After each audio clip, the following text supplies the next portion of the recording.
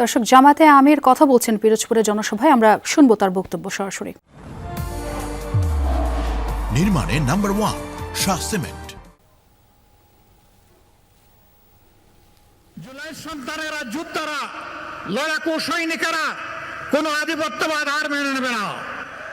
এই আধিপত্যবাদের বিরুদ্ধে 104 কণ্ঠ ছিল আপনাদের সন্তান শরীফ উসমান বিন হাদি। তার দুটি দাবি, একটা ছিল বাংলাদেশে আর কোনো অবিচার বৈষম্য মানব না, দ্বিতীয়টা ছিল আর কোনো আধিপত্যবাদকে মেনে নেব না।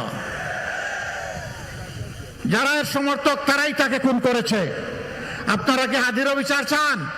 সে বিচার আমরা করবো ইনশাল্লাহ, কথা দিচ্ছি।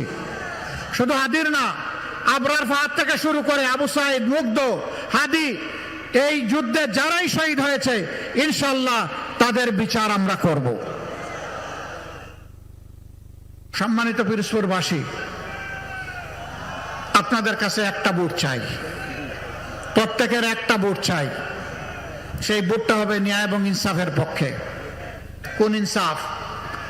যে ইনসাফ একজন সাধারণ গরিব মানুষের জন্য অপরাধ করলে যে বিচার হবে, রায় হবে, শাস্তি হবে। দেশের প্রেসিডেন্ট, প্রধানমন্ত্রীও যদি অনুরূপ কোনো অপরাধ করেন ইনশাআল্লাহ তাদেরকে আমরা ছাড় দিয়ে কথা বলবো না। একই বিচারের আওতায় তাদেরকে আনা হবে ইনশাআল্লাহ।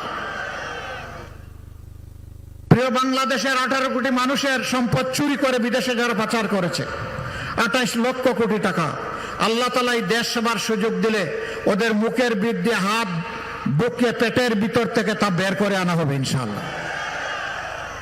তা জমা হবে রাষ্ট্রীয় কোষাগারে, ব্যয় হবে ইনসাফের ভিত্তিতে। বাংলাদেশের যে এলাকা যতটা পিছিয়ে পড়েছে, বঞ্চিত হয়েছে, ইনশাআল্লাহ উন্নয়ন শুরু হবে ওখান থেকে। দেখা হবে না লাল নীল টেলিফোনের খেলা, দেখা হবে না কে প্রেসিডেন্ট, কে প্রধানমন্ত্রী, কে মন্ত্রী, এইটা দেখা হবে না। দেখা হবে না ন্যায্য এবং ইনসাফের ভিত্তিতে কোন এলাকা কোন জিনিসটা আগে পাওয়ার অধিকার রাখে। আমরা সেই ইনসাফের বাংলাদেশ গড়তে চাই। এই যাত্রা আপনাদেরকে আমরা সঙ্গী হিসাবে পেতে চাই। আমরা সাবধান করে দিচ্ছি, বাংলাদেশে অতীতের ইতিহাসের কালচার আর চলবে, অতীতের ইতিহাসের যে ভোটের সেই কালচার আর চলবে না। তোমার ভোট তুমি দিবে, আমারটা আমি দেব, স্লোগান ওইটা শেষ। আমারটাও আমি দিব, তোমারটাও আমি দেব, এটা আর চলবে না। আগামীতে যদি কেউ ভোট চুরির চিন্তা করে অথবা কোনো ইঞ্জিনিয়ারিং এর চিন্তা করে, যত বড় শক্তি হোক আমরা ছেড়ে কথা বলবো।